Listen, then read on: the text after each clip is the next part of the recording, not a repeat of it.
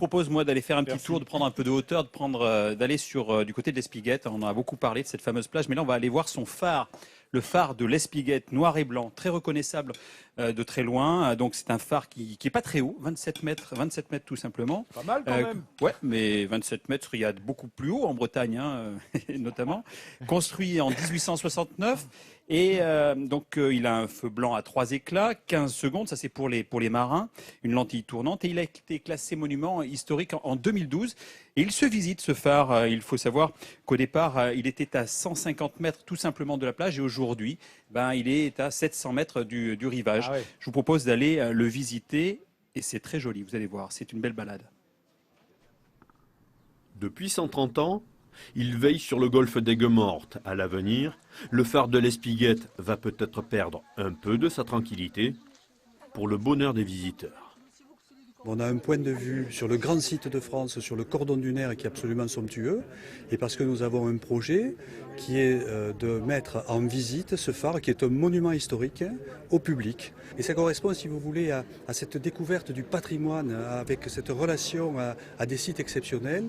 Nous voulons accueillir aussi nos visiteurs qui, certes, viennent en plein été pour aller à la plage, mais qui ont envie aussi de découvrir ce patrimoine. À 30 mètres de hauteur, la vue est imprenable.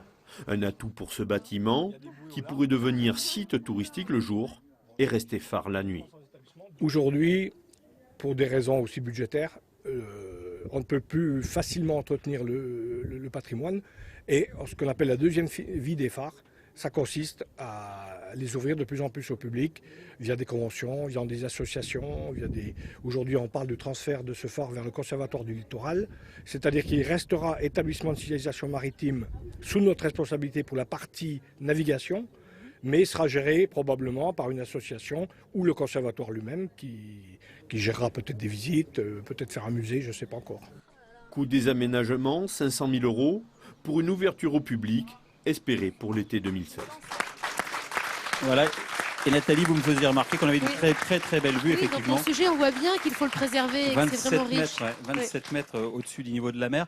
Et c'est un phare qui a été construit par un certain monsieur Dupuis, je crois, qui n'a pas gagné beaucoup d'argent avec cet affaire. Bien au contraire.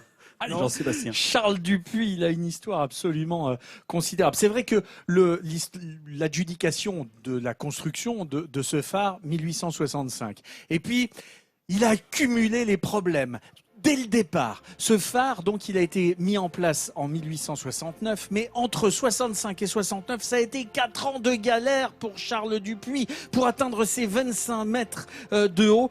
Il l'avait surnommé la pointe de l'Espiguette, la pointe maudite. Alors déjà parce que les conditions de travail étaient catastrophiques. Il a eu des tempêtes, il a eu des pluies, il a eu des causes exceptionnelles absolument tragique. Et puis, il y a surtout une autre chose. Il y a une ingénieure des ponts et chaussées qui était chargée de surveiller les travaux, qui est tombé amoureux de la fille de l'entrepreneur. Seulement, ça ne plaisait pas à sa famille. Donc, qu'est-ce qu'il a fait, l'ingénieur?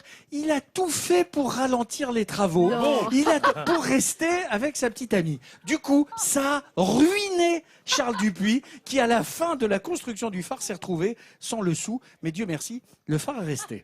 Il aurait mieux fait d'accepter le gendre. C'était plus rapide. Ça aurait coûté moins cher.